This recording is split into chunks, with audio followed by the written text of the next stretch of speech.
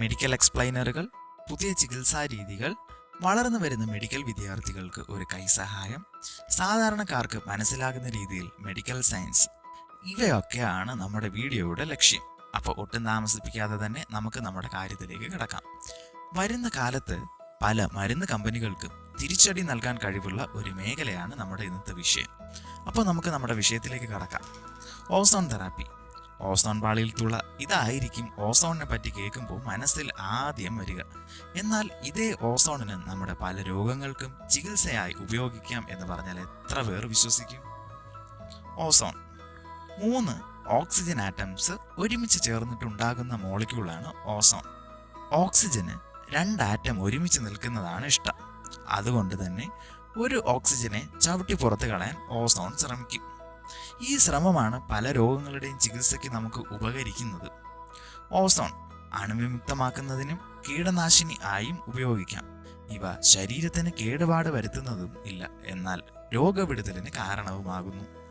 അസുഖം ഉണ്ടാക്കുന്ന കീടാണുവിന്റെ cell membrane oxidise ചെയ്ത് നശിപ്പിക്കും. 1840 ക്രിസ്ത്യൻ ഫ്രെഡറിക് ഷോൺബിൻ ആണ് ഓസോണിനെ ആദ്യമായി തിരിച്ചറിഞ്ഞത്. എന്നാൽ അമേരിക്കയിലെ ആദിമവാസികൾ ഇടിമിന്നലിന് ശേഷം വെള്ളത്തിൽ ഒരു പ്രത്യേക ഗന്ധം വരുന്നതും തുടർന്ന് മീൻ പിടിക്കുന്നതിന് ശ്രമിക്കുമ്പോൾ വൻ വിജയം ആയിരിക്കുമെന്ന് നേരത്തെ തന്നെ തിരിച്ചറിഞ്ഞിരുന്നു. വെള്ളത്തിൽ ഓക്സിജന്റെ അളവ് കൂടുന്നത് കൊണ്ടാണെന്ന് ഇപ്പോൾ നമുക്ക് അറിയാം. രേഖകൾ പ്രകാരം ഓസോൺ തിരിച്ചറിഞ്ഞ് 16 വർഷങ്ങൾക്ക് ശേഷം, കൃത്യമായി പറഞ്ഞാൽ 1856 ഓസോണിനെ മെഡിക്കൽ മേഖലയിൽ ആദ്യമായി ഉപയോഗിക്കുന്നത്. അതും ഓപ്പറേഷൻ മുറികൾ അണുവിമുക്തമാക്കുന്നതായിരുന്നു. 74 വർഷങ്ങൾ വേണ്ടി വന്നു ഓസോണിനെ മുറിവ് അണുവിമുക്തമാക്കുന്നതിനും മുറിവുണങ്ങുന്നതിനും ഉപയോഗിക്കുന്നതിന്.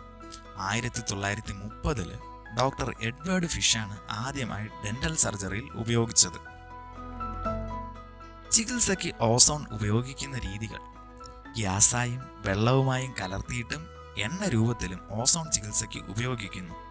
ഗ്യാസ് രൂപത്തിൽ എങ്ങനെ ഉപയോഗിക്കുന്നതെന്ന് നോക്കാം.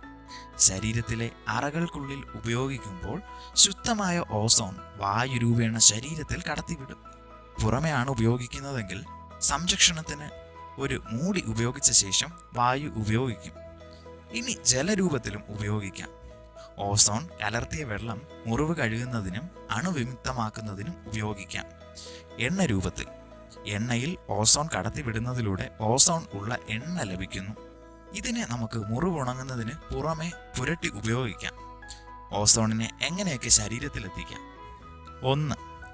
ചികിത്സ വേണ്ട ഭാഗത്ത് നേരിട്ട് വായു രൂപേണ കടത്തിവിടാം. 2. ഓസോൺ സോണ.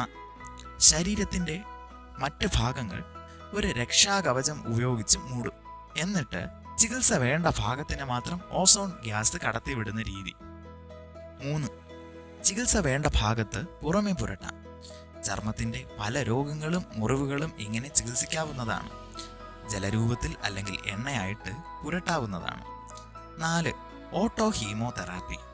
രോഗിയുടെ രക്തവുമായി കലർത്തിയ ശേഷം ശരീരത്തിലേക്ക് കടത്തിവിടും. ഇങ്ങനെ രക്തത്തിലൂടെയും ചികിത്സ നടത്താവുന്നതാണ്.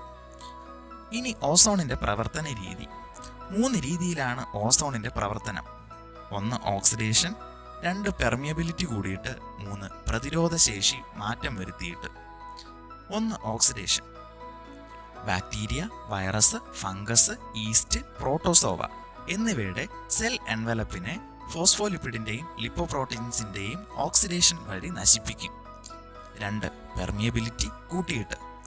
കുറഞ്ഞ അളവിൽ ഓസോൺ ബാക്ടീരിയനെയും അതിൻ്റെ സ്പോറിനെയും സെൽ മെംബ്രെയിനിന്റെ പെർമിയബിലിറ്റി കൂട്ടിയിട്ട് അതിന്റെ പ്രവർത്തനത്തെ തന്നെ നിലപ്പിക്കും. ചികിത്സയ്ക്ക് ഉപയോഗിക്കേണ്ട സാഹചര്യങ്ങൾ. 1. അണുവിനെ നശിപ്പിക്കുന്നതിന്. ആന്റിബയോട്ടിക്കിന്റെ സഹായം ഇല്ലാതെ തന്നെ അണുവിന്റെ നിയന്ത്രണം സാധ്യമാക്കുന്നു. ഉണങ്ങാത്ത മുറിവ് അല്ലെങ്കിൽ വ്രണത്തിൽ പെട്ടെന്ന് തന്നെ മറ്റു മരുന്നുകളുടെ സഹായം ഇല്ലാതെ മുറിവ് ഉണക്കുന്നതിന് സഹായിക്കും. പല്ലിന്റെ അസുഖങ്ങൾക്ക്, പല്ലിന്റെ നിറം മാറ്റുന്നതിന്, ഓറൽ ലൈക്കൻ പ്ലാനസിനെതിരെയും ഓസോൺ തെറാപ്പി നമുക്ക് ഉപയോഗിക്കാവുന്നതാണ്. ഓസോണിനെ എത്രത്തോളം വിശ്വസിക്കാം? പഠനങ്ങൾ നടന്നു വരുന്നതേയുള്ളൂ ഈ കാര്യത്തിൽ. പ്രത്യേക അളവിൽ ഉപയോഗിക്കുമ്പോൾ പാർശ്വഫലങ്ങൾ വളരെ കുറവും എന്നാൽ നല്ലതുപോലെ റിസൾട്ട് തരുന്ന ചികിത്സാ രീതിയാണ്. കൂടുതൽ പഠനങ്ങൾ ആവശ്യമാണ്. ചികിത്സയുടെ മേന്മകൾ. ആന്റിബയോട്ടിക്കിന് എതിരെ ഒരു പരിധി കഴിയുമ്പോൾ കീടാണുവിന് പ്രതിരോധം ലഭിക്കും.